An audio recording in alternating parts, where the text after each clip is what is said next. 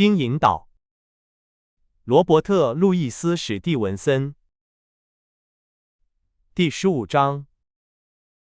島上的人。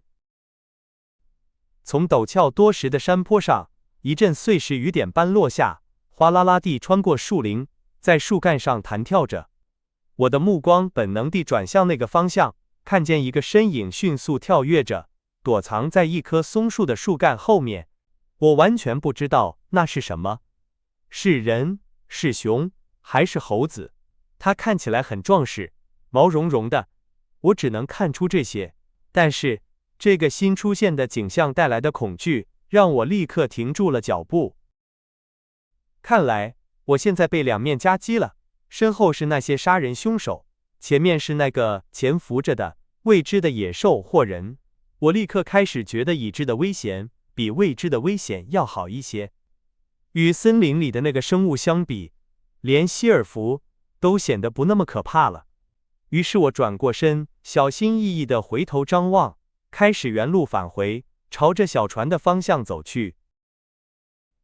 那個人影立刻再次出現，繞了一個大圈，開始切斷我的退路。說實話，我感到很疲憊，但是即使我像剛起床時一樣精力充沛，我也明白，想在速度上勝過這樣的對手是徒勞的。那個生物像鹿一樣在樹幹間奔跑，像人一樣用兩條腿跑，但是與我一生中見過的所有人不同，他跑步的時候腰部向前彎曲。然而，那確實是一個人，這一點我已經毫無疑問了。我想起了以前聽說的關於食人族的事情，我差一點就喊救命了。但是，僅僅因為他是一個人，不管他有多麼野蠻，這在某種程度上讓我平靜了一些。我對希爾弗的恐懼又開始恢復到以前的程度，因此我停下來，環顧四周，尋找逃跑的路線。就在我這樣站着的時候，我的手槍的記憶像一道閃電一樣劃過我的腦海。一想起我並非手無寸鐵，勇氣又回到了我的心中。我下定決心，準備面對島上的那個人，並快步向他走去。那時他已經躲在另一棵樹幹後面，但他一定在密切注視着我，因為我剛開始朝他的方向移動，他就從藏身之處走了出來，向我邁了一步。然後他猶豫了一下，後退，又向前走。最後，令我驚訝和困惑的是，他跪了下來，伸出緊握的雙拳，做出了懇求的姿勢。看到這一幕，我又一次停了下來。你是誰？我問道。本干，他回答說，聲音沙啞粗糙，像生鏽的門栓一樣。我是可憐的本干，我就是。我已經3年沒有和基督徒說過話了。我發現他是一個和我一樣的白人，而且他的五官甚至還算端正。他的皮膚在沒有被衣服遮蓋的地方被太陽曬得黝黑，甚至他的嘴唇也是黑色的。在他黝黑的臉龐上，那雙明亮的眼睛顯得格外引人注目。至於他那身破爛的衣服，這個人是我一生中見過或想象過的所有乞丐中最衣衫襤褸的一個。他身上穿着一些曾經是船帆和水手服碎片的布料，而這堆稀奇古怪的混合物則用各種各樣毫不相稱的東西連接在一起。黃銅紐扣、木頭碎片和塗了焦油的帆布繩套。他的腰上繫着一條舊皮帶，上面有一個黃銅搭扣，這是他全身行頭中唯一結實的東西。3年，我叫道，難道你的船失事了？不，夥計，他說，我被拋棄了。我以前聽說過這種做法，知道這是海盜們常用的一種可怕的懲罰，就是把犯錯的人留在陸地上，給他一點火藥和子彈，然後把他遺棄在一個荒涼偏遠的島上，任其自生自滅。3年前我被拋棄了，他繼續說，從那時起，我就靠山羊、漿果和牡蠣過活。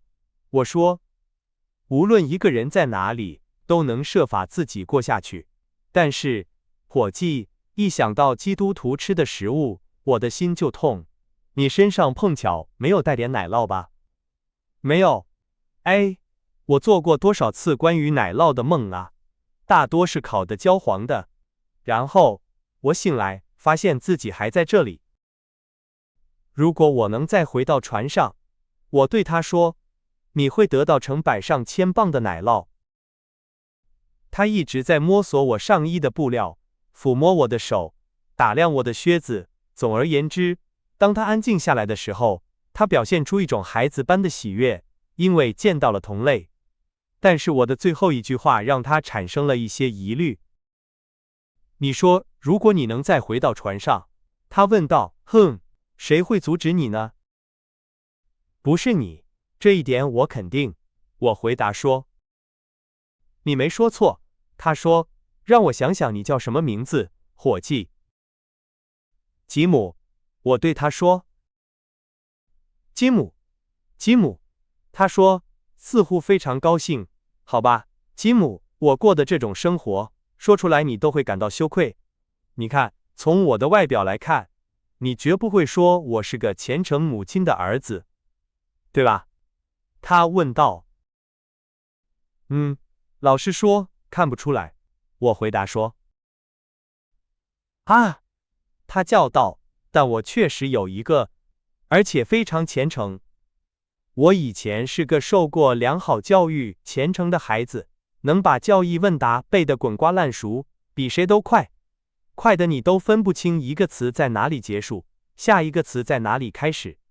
現在你看，吉姆，我落到了這步田地，這一切都始於在神聖的墓地石板上玩彈珠。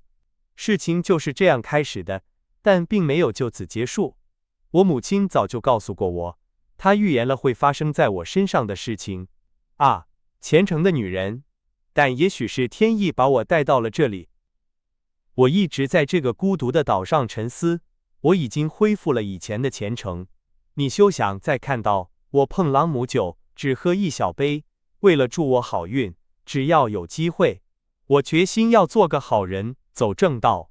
而且，吉姆，他補充道，環顧四周，壓低了聲音，我很有錢。我開始覺得這個可憐的人因為孤獨而瘋了。我想我的這個想法一定寫在了臉上，因為他激動地重複了他的話。有錢，有錢，而且我告訴你，我會讓你成為一個大人物，吉姆。啊，吉姆，你會感謝你的好運的。沒錯，你會的，因為你是第一個找到我的人。他說這話的時候，臉色陰沉下來，更緊地握住我的手，並把食指威脅性地舉到我的眼前。我說，吉姆，告訴我實話，那是不是弗林特的船？他問道。聽到他的話，我靈機一動，我開始相信我找到了一個盟友，於是我立刻回答說，不，那不是弗林特的船，弗林特已經死了，但是我會告訴你實話，就像你希望的那樣。船上有一些弗林特的老同夥，這對其他人來說是不幸的。船上沒有獨腿的人吧？他壓低聲音問道。希爾弗，我問道。啊，希爾弗，他說，他就是這個名字。他是廚師，而且還是頭目。他仍然抓着我的手腕，聽到這話，他使勁捏了一下。如果約翰·希爾弗派你來的，我就死定了。他說，我知道，但是你覺得你會怎麼樣？幾秒鐘之內，我已經打定了主意。作為回答，我把旅途中發生的一切，以及我們目前的處境都告訴了他。他非常專注地聽着。等我說完，他友好地拍了拍我的頭。你是個好孩子，吉姆，他說。你們現在處境很糟，不是嗎？好吧，你只要相信本干就行了，本干會把一切都擺平的。我說，你認為我提到的那位先生，如果得到幫助，在他像你說的那樣處境艱難的時候，他會表現得慷慨大方嗎？我告訴他，那位先生是所有人中最慷慨的。是的，但是你看，本干回答說，我不是說他会不會讓我看管他的莊園，穿着僕人的制服什麼的，不，我追求的不是那個。吉姆，我的意思是，他會不會同意放棄1000英鎊的寶藏？可以說，那幾乎已經是我的了。我肯定他會的。我對他說，事實上，我們所有人都會分到一份。還有一張回家的船票，他補充道，表情非常狡黠。哎呀，我叫道，這位先生可真是個大好人。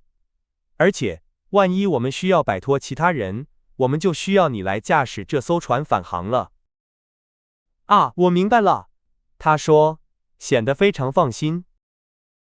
好吧，那麼我會告訴你一些事，他繼續說，但別再多說一個字。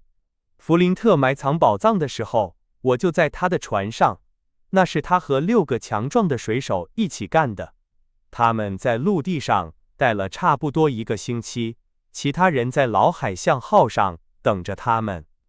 有一天，在發出信號後，他獨自一人乘着一艘小船來到船上，頭上裹着一條藍色的頭巾。太陽已經升起來了，我們看到他，臉色蒼白得像死人一樣，探出小船的船舷。你明白我的意思嗎？他回來了，其他6個人都死了，並且被埋葬了。他是怎麼做到的？我們永遠都不知道。那可能是一場戰鬥、謀殺，或者至少是猝死。考慮到他是一個人對抗6個人，比利彭斯是大副，長約翰呢，他是海軍陸戰隊下士。他們2個都問他寶藏在哪裡。啊，他回答說，如果你們喜歡，我允許你們下船並留在那裡。但是這艘船要出發去尋找更多的寶藏。他會的，沒錯，他是這麼說的。結果是3年前，我乘坐另一艘船，我們發現了這個島嶼。孩子們，我對其他人說，弗林特的寶藏就在那裡，我們登陸去找他吧。船長不喜歡這個主意，但是我的同伴們被這個想法吸引住了，所以他們登陸了。他們花了12天的時間尋找，我對他們的怨氣也一天比一天深。直到一個好天氣，他們都上了船。至於你，本傑明甘，他們對我說，這是一支火槍、一把鏟子和一把鎬，你可以留在這裡自己尋找弗林特的寶藏。好吧，吉姆，我已經在這裡待了3年了，從那天起我就沒有嘗過一口像樣的基督徒食物。但是現在看看我，我看起來像個普通的水手嗎？不像，對吧？事實上，我不是。他眨了眨眼，同時使勁捏了我一下。你只需要把這些話告訴你的鄉紳，吉姆，他繼續說，告訴他，他不是一個普通的水手，你必須這麼說。3年來，他是這個島嶼的主人，日日夜夜，風雨無阻。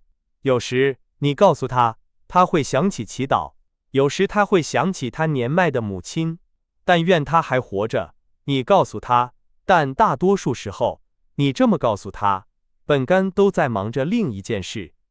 然後你像這樣捏他一下。他又用一種非常神秘的方式捏了我一下。然後他繼續說，你去告訴他，干是個好人，而且他更信任。注意，是更一位出身高貴的紳士，而不是那些曾經是他的同伴的冒險家。好吧，我說，你說的我一句也沒聽懂，但是這無關緊要，因為我怎麼才能回到船上呢？啊，他叫道，這當然是個問題。我有一艘我自己造的小船，我把它藏在白岩的後面。如果情況不妙，我們可以在天黑的時候試試運氣。嘿，他叫道，那是什麼？就在那一刻，雖然離日落還有1-2個小時，但是一聲炮響驚醒了島上所有的回聲。戰鬥開始了，我叫道：“跟我來！”我朝着停泊處跑去，完全忘記了我的恐懼。與此同時，在我旁邊，那個被遺棄在島上的人，穿着他的羊皮衣服，輕快地小跑着。向左，向左，他說，走左邊，吉姆夥計，躲到樹下，快！我就是在那兒殺了我的第一隻山羊。他們現在不從這邊下來了，他們都待在懸崖上，因為他們害怕本傑明干。啊，那裡是公墓。我猜他想說的是墓地。你沒看到那些墳堆嗎？我以前常來這裡祈禱。當我想象應該是星期天的時候，這裡算不上教堂，但我總覺得它比其他地方更莊嚴肅穆。雖然你可能會說我做的還不夠，因為沒有牧師，甚至沒有聖經或旗幟。他就這樣一邊跑一邊不停地說着，既不等待也不接受任何回答。炮聲過後，隔了一段時間，又傳來一陣小口徑武器的齊射聲，又是一陣停頓，然後在我前方不到1/4英里的地方，我看到英國國旗在樹林上方迎風飄揚。